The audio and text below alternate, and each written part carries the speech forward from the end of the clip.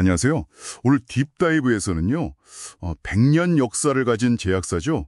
유한양행에 대해 좀 깊이 파고들어 볼까 합니다. 네, 반갑습니다. 유한양행이 그냥 오래된 회사가 아니라 그 안정적인 사업 기반 위에 랭라자라고 하는 아주 강력한 성장 동력을 가지고 있다는 점이 흥미롭죠. 맞아요. 그래서 오늘 저희가 살펴볼 자료들은 바로 유한양행, 종목 코드 000100의 투자 가치를 다루고 있는데요. 아무래도 핵심은 글로벌 신약으로 떠오르는 그 랭라자, 비소세포 폐암 치료제일 겁니다. 근데 또 그 기반이 되는 사업들도 무시할 수는 없고요. 그렇죠. 그래서 이번 딥다이브, 저희 목표는 유한양행의 이 두 가지 모습, 그러니까 안정성과 성장성을 한번 제대로 파헤쳐보고 이게 당신의 투자 판단에 어떤 의미를 가질 수 있는지 그걸 함께 알아보는 겁니다. 바로 시작해볼까요? 좋습니다. 그럼 먼저 유한양행의 그 첫 번째 얼굴, 안정적인 현금 흐름부터 좀 보죠. 네. 전문 의약품들, 뭐 자디앙이나 로수바미브 같은 것들이 있고 또 일반 의약품 아시잖아요. 피콤시나 안티프라민 이런 스테디셀러들이 꾸준히 수익을 내주고 있거든요. 저도 자료 보다가 특히 인상 깊었던 게 그 자회사 유한화학을 통해서 원료 의약품 API라고 하죠. 이걸 수출하는데 이게 연 18%에서 20%씩 성장하고 있다고요. 네, 맞습니다. 이게 정말 무시 못할 캐시카우 역할을 하고 있는 거죠. 이야, 연 18%, 20% 성장이라 진짜 탄탄한 기반이네요. 분석가들이 이걸 약간 바벨 전략 같다 이렇게 비유하던데요. 한쪽에는 안정적인 걸 두고 다른 한쪽에는 고성장 잠재력을 두는. 정확합니다. 바로 그 고성장 잠재력의 핵심이 두 번째 얼굴, 랭라자인 거죠. 이게 최근에 미국 FDA 승인도 받았고요. 네네. 특히 주목해야 할 게 MRI-POS 3상 임상 결과입니다.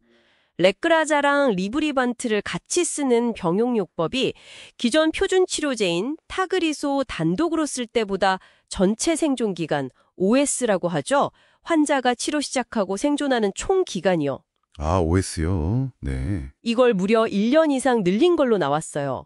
이건 뭐랄까, 치료의 기준, 패러다임을 바꿀 수도 있는 굉장히 강력한 데이터라고 봐야 합니다. 와, 1년 이상이라? 그럼 이 구조가 왜 당신에게 중요하냐?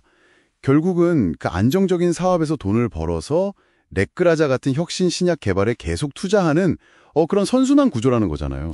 그렇죠.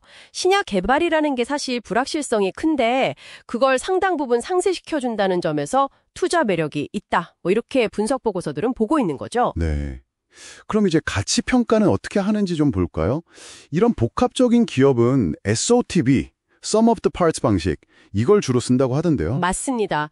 각 사업 부문 가치를 다 더하는 방식이죠.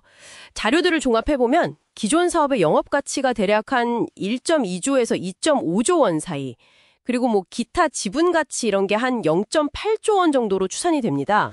근데요, 파이프라인 가치가 레크라자 하나만으로 거의 7.6조 원으로 평가되네요.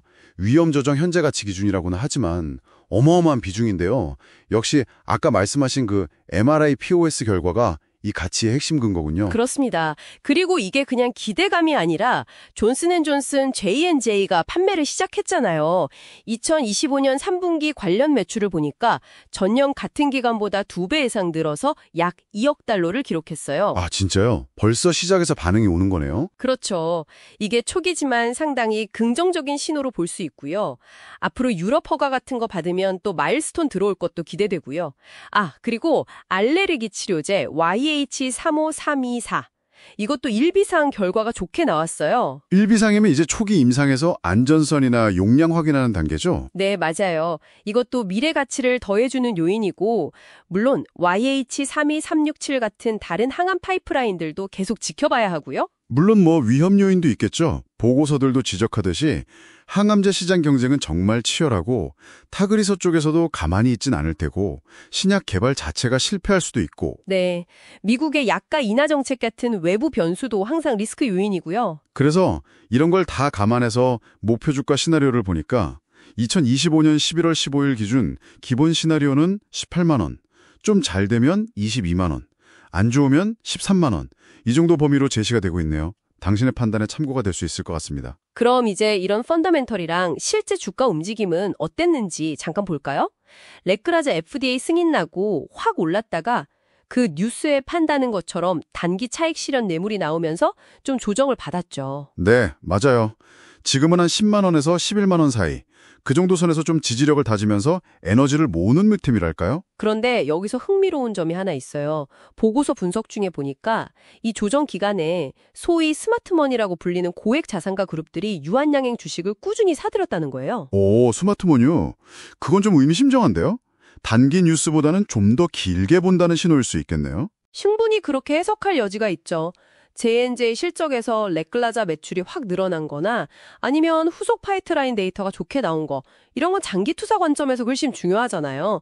1분기에 마일스톤 인식이 좀 늦어졌다? 이런 단기 이슈보다는요. 아, 그렇군요. 단계적인 변동성에 흔들리기보다는 그 장기적인 그림을 보는 투자자들이 주목하는 지점이 다를 수 있다는 거네요. 바로 그겁니다. 단기 변동성과 장기 투자자가 보는 포인트의 차이, 이걸 좀 염두에 두시면 좋을 것 같아요. 자, 그럼 정리를 좀 해보겠습니다.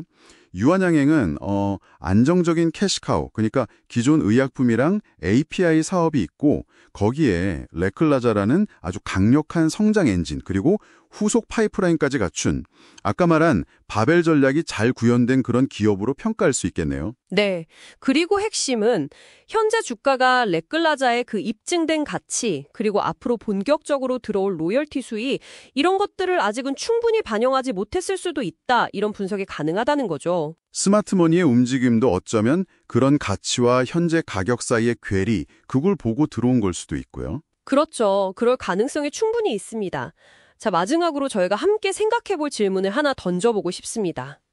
오늘 저희가 본 자료들은 대부분 숫자, 재무 데이터나 임상 데이터에 집중되어 있었잖아요. 네, 그렇죠. 근데 유한양행에는 그 창업주 유일한 박사님의 철학, 기업 이윤의 사회 환원이라는 아주 깊은 ESG 경영 철학이 사실 기업 문화 전반에 뿌리 내려 있거든요. 아, 맞아요. 그 부분도 빼놓을 수 없죠. 이런 뭐랄까 단순한 SOTP 분석으로는 딱 잡히지 않는 기업의 근본적인 성격이나 철학이 요즘처럼 변동성이 큰 시장 환경 속에서 기업의 장기적인 회복력이나 가치에 과연 어떻게 기여할 수 있을까요?